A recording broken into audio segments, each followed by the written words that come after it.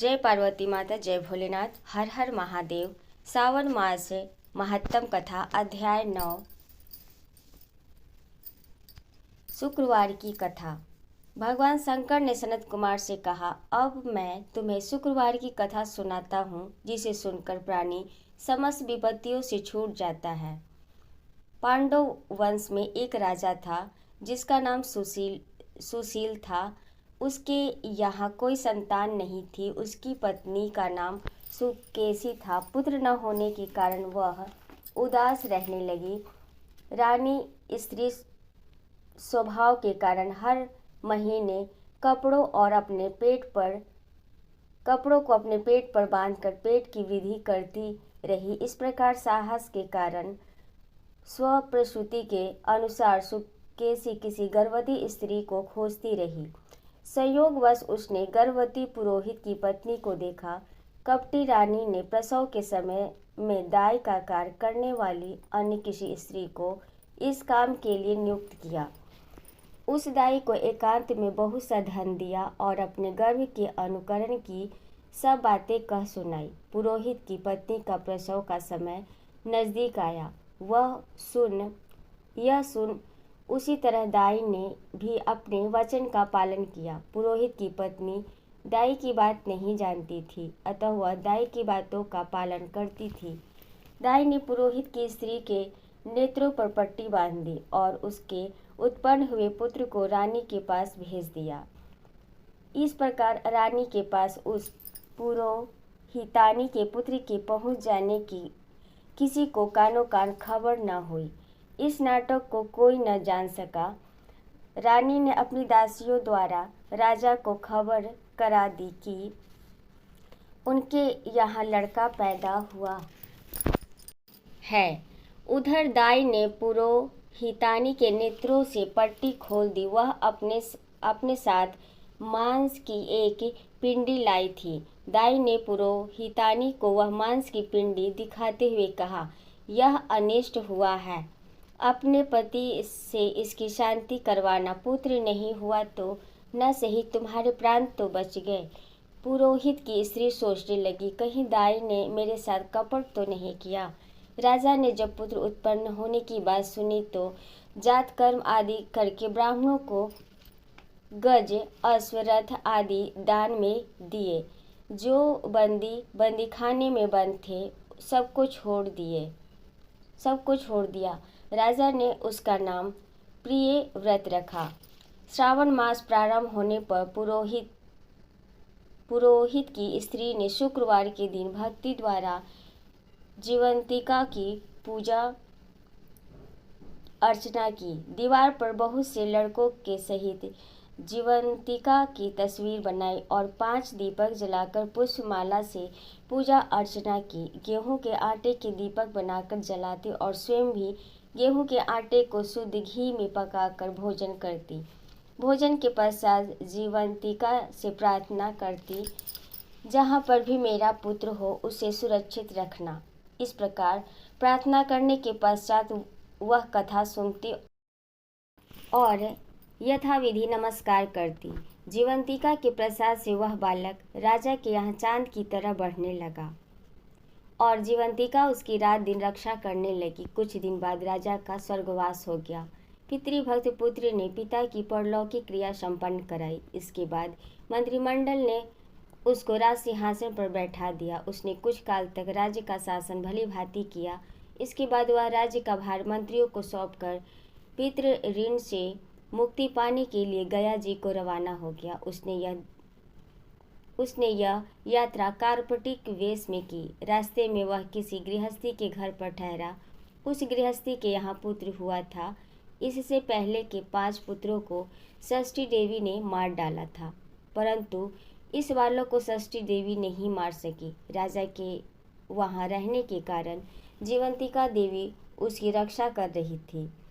गृहस्थ ने जब अपने लड़के को जीवित अवस्था में देखा तो उसको पक्का विश्वास हो गया कि यह बालक अतिथि राजा के कारण ही जीवित है। उसने राजा से एक दिन घर पर ठहरने की कृपा की, क्योंकि आपकी कृपा से ही मेरा यह 6ठा पुत्र जीवित है। गृहस्थ के प्रार्थना पर राजा एक दिन के लिए उसके यहाँ रुक गया। फिर वह गया जी चला गया और वहाँ पिंड देने लगा। पिंड देते समय उसे बड़ा आश्चर्य हुआ। उसने देखा कि पिंड को ग्रहण करने के लिए 2 हाथ बाहर निकले हैं। एक विद्वान ब्राह्मण से उसने पूछा कि यह सब क्या मामला है। ब्राह्मण बोला, ये दोनों हाथ तुम्हारे पिता के हैं। घर जाकर अपनी माता से पूछना कि ऐसा क्यों हुआ, तुम्हारी माता ही बताएंगी। लौटते समय राजा फिर उसी गृहस्थी के यहाँ ठहरा। उसके यहाँ अब दूसरा पुत्र पैदा हुआ था जो केवल 7 दिन का था। इस लड़के को लेने पर षष्ठी देवी आई तो इस लड़के को लेने जब षष्ठी देवी आई तो जीवंतिका देवी ने उसे बालक को नहीं ले जाने दिया। षष्ठी देवी ने जीवंतिका देवी से पूछा, आप इन लड़कों को क्यों बचा रही हैं? इसकी माँ ने कौन सा व्रत किया है जो दिन रात आप इसकी रक्षा करती हैं? राजा भी उस समय जाग रहा था। वह दोनों देवियों की बात सुन रहा था। वह नींद का बहाना करके पड़ा था। जीवंतिका बोली, इनके यहाँ जो अतिथि ठहरा हुआ है उसकी माँ श्रावण के महीने में शुक्रवार के दिन मेरा पूजन तथा व्रत नियमानुसार करती है। वह नियम क्या है और किस प्रकार किया जाता है वह सब तुम्हें बताती हूँ। इसकी राजा माँ उस दिन हरे रंग के वस्त्र और हरे रंग की चूड़ियाँ नहीं पहनती, चावल के धोवन मार को कभी नहीं लांघती, हरे पत्तों के मंडप के नीचे नहीं जाती, हरे रंग की साग सब्जी नहीं खाती। यह सब कुछ वह मेरे लिए ही करती है, इसलिए मैं उसकी तथा उसके पुत्र की रक्षा करती हूँ। षष्ठी देवी और जीवंतिका देवी का वार्तालाप सुनकर राजा सुबह उठकर अपने राज्य में आया। राजा ने अपनी माता से पूछा, हे माता, आप जीवंतिका का व्रत करती हैं तो उसकी विधि क्या है? राजा की माता ने उत्तर दिया, मैं जीवंतिका का व्रत नहीं करती, इसलिए मुझे उसकी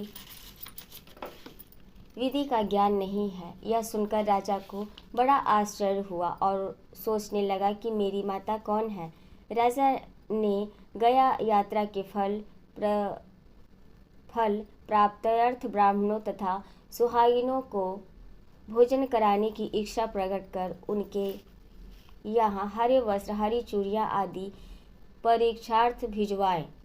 दूत ने सबके यहाँ संदेशा दिया कि आप सब राजा के यहाँ भोजन करने आए। पुरोहित की पत्नी ने राजदूत से कहा, मैं हरे रंग की कोई चीज़ नहीं लेती। राजा को यह समाचार मिलने पर उसने पुरोहित पत्नी के लिए लाल रंग के वस्त्र और लाल रंग की चूड़ियाँ भेजी। पुरोहित पत्नी ने उन चीज़ों को ले लिया और राजमहल में आई।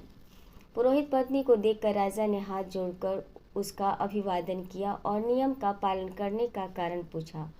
उसने इसका कारण शुक्रवार व्रत बताया। राजा को देखकर उसी समय उसके स्तनों से मातृ प्रेम के भाव के कारण दूध निकलने लगा।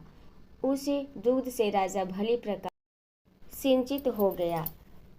गया में 2 हाथ निकलने से तथा रास्ते में गृहस्थी के यहाँ देवी से बातचीत और स्तनों से दूध निकलने से राजा को पक्का विश्वास हो गया कि यही उसकी माता है। राजा ने पूछा, हे माते, भय मत करो और मुझे मेरे जन्म का सही हाल बताओ।